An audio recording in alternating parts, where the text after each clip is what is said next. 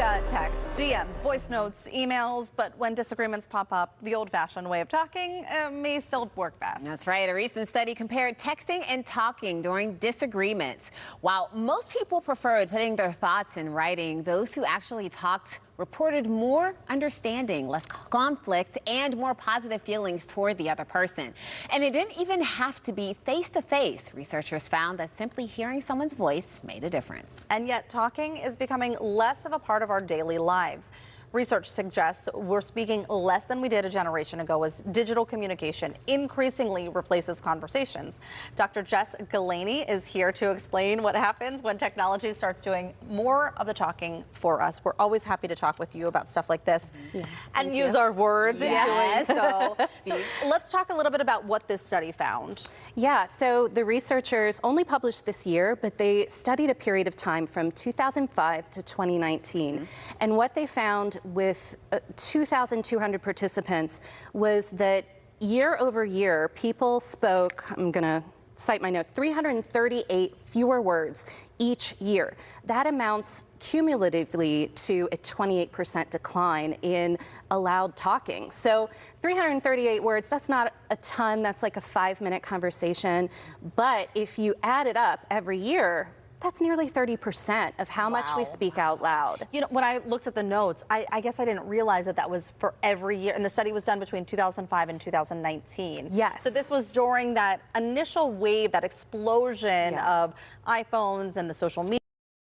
And all of that too. Exactly. So in that period, the rise of the smartphone came into play. In addition to that, algorithmic platform-oriented social media became extremely popular.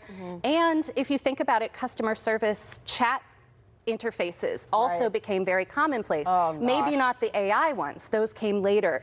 And that's also what I'm wondering about, because since 2019, we've had a pandemic that pushed us onto our screens even more so than before, and we've seen the rise of generative AI chatbots. Yeah, you know what's so interesting? My son's speech therapist, she said that children are watching more and more TV these days because their programming is so engineered now to gain their, to get their attention. And it's always speaking at the child, but there's not that back and forth interaction. And so it's like they're talking less.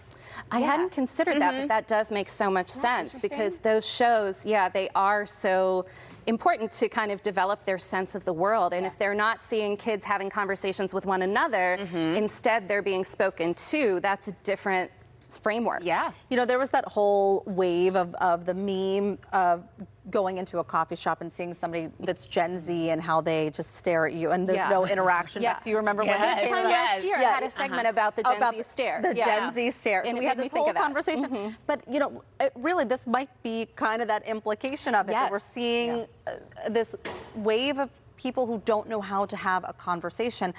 And you teach. You are in a classroom with Gen Z and maybe soon Gen Alpha. What are you seeing in day-to-day stuff? So I'm definitely noticing this in the classroom. As I mentioned when I talked about the Gen Z stare last year, it's a lot harder to get them out of their shell. It's harder to get them to break the ice.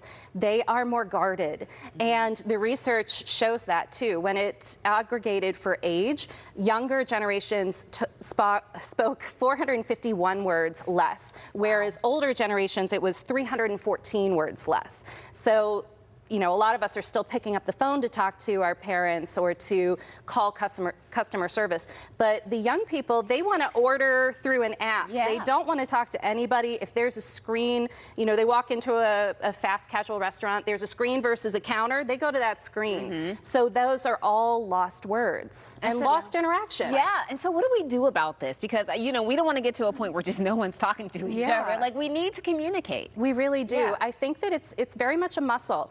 If you are doing it less, you're less comfortable doing it. And I see it in myself when I'm not teaching in the classroom. That first few class meetings feel really, you know, awkward and rusty. Whereas the more that I'm up in front of the class talking and engaging with them, it gets easier. The same is true for our casual conversations. The more that we're picking up the phone and speaking to somebody, hearing their voice, hearing their sarcasm, not having as many opportunities for communication and more opportunities for connection, that's when we're able to really hone that skill versus, you know, send a text message that we toil over. You'll the be surprised. I was of. going to text Heather last night. What did I do? You FaceTime me. And what did I do? Look at that. You were.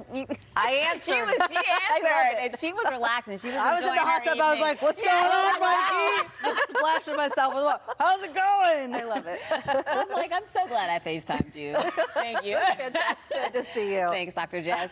Well, Dr. Jess offers commentary on both tech and culture on her Instagram stories and Substack newsletter. We're going to link you up to those on our website.